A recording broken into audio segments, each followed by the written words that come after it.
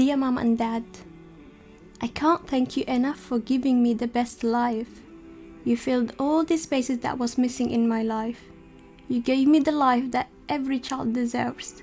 May Allah reward you with His Jannah for all the things that you've done for me.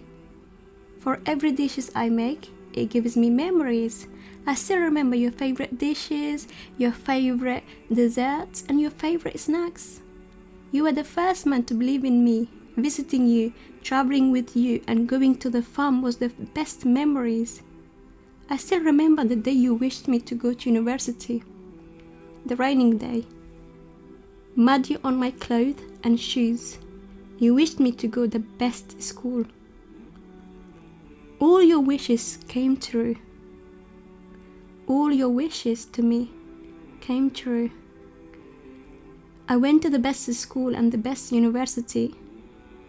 And I wish you were here on my graduation day to celebrate our wishes together. I really love you.